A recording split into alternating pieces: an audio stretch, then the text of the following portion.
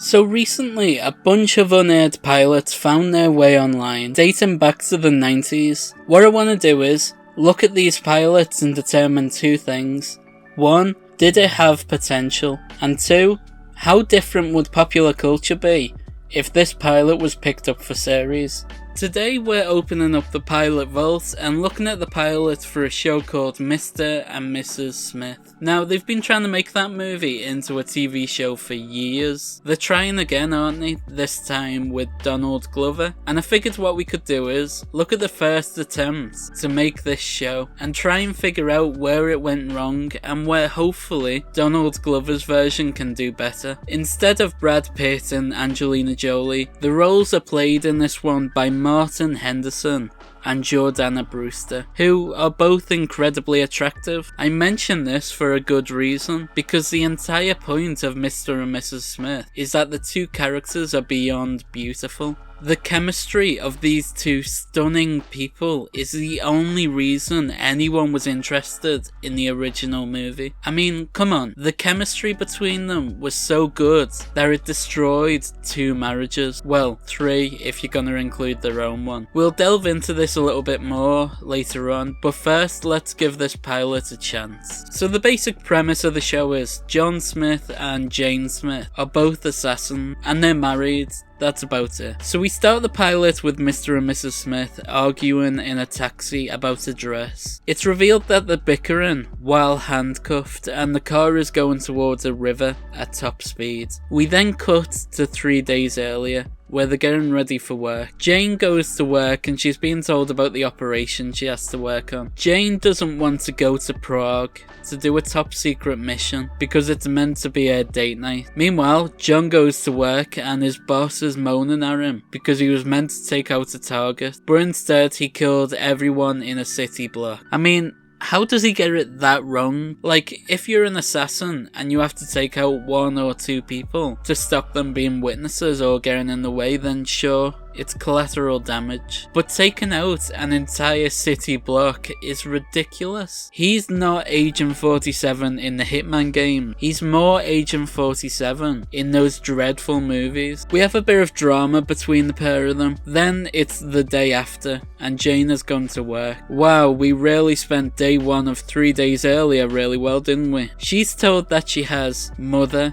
on the line, which is code for a bot. So she's basically M from James Bond. Ian Fleming, the creator of Bond, grew up calling his mother M, and that's how that name came to be. So this show is doing a similar thing, just without the subtlety. Okay, interesting. John goes to the supermarket and he's being checked out by all the women. I mean, he is good looking, but he's not Brad Pitt levels of good looking, is he? Which brings me back to a point I was making earlier. The key to Mr. and Mrs. Smith is the 2 people you cast in the main roles. Brad Pitt and Angelina Jolie were a force of nature in the 2000s. I can't even think of a modern equivalent to what they were back then. Mr. and Mrs. Smith is a movie that can really never be remade because at its heart, it wasn't a very good film. It was mid. But it was a big moment for popular culture. Brad and Angelina were the selling points, so I struggle to think of a way to do it again with anyone else. Like I said earlier, Martin Henderson and Jordana Brewster are both very attractive people, but somehow that's not enough. I feel like this is why the Donald Glover version won't do too well, because the leads aren't bombshells of attractiveness. That seems to be the key to it. The lead's attractiveness is so key to the franchise that it simply can't be done without Brad and Angelina. You can't recreate that with these people or these people. Maybe if you got, say, Henry Cavill and Ana de Armas, then I could see it working. You see what I mean? Obviously, I'm not saying that these actors aren't attractive, they are, but Brad and Angelina were in a world of their own. Their chemistry and the gossip around it was half the draw of going to see that film. John goes to visit a woman who clearly fancies him while his wife is away. Meanwhile, Jordana Brewster is on a top secret secret mission. And that's that guy from House of Cards, isn't it? I forget his name. John plays poker with the woman who fancies him and a bunch of other women. I've got to be honest, this pilot is really dumb. I've got no interest in this guy playing Mr. Smith. He just plays the role really boring. Like, his performance is really wooden and dull. These women aren't helping either.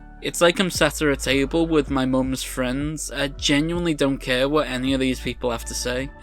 No offense to my mum's friends, of course. We then have an exchange between these two, and honestly, the chemistry just isn't there. The original movie wasn't even that good. We only remember it because of the great chemistry. Like, literally, the only reason why anyone would ever go back to that movie is for the fight scene that turns into a sex scene. That's all. These two talking semi-confrontationally while brushing the teeth, it just doesn't do it. It wasn't enough. Also, this guy is trying his very best to be cool, and somehow he can't pull it off. He's a good looking dude. I have no idea how a guy as handsome as he is manages to come off as so unnaturally cool. It must just be bad acting, that's the only thing I can put it down to. He plants a tracking device on the bottom of Jane's car so he can track where she's going, because he doesn't trust her. Jane meets Mother, her boss, in the park, and Mother tries to give her the latest mission that she has to work on. Meanwhile, John watches from afar. When running away from the agents, John accidentally left his binoculars behind, and she recognizes him, so now she knows that he was watching her, but she doesn't come straight out and say it, because, you know, that wouldn't be dramatic, would it? John looks at Jane's plane ticket and figures that she's going to Prague, so follows her to a different country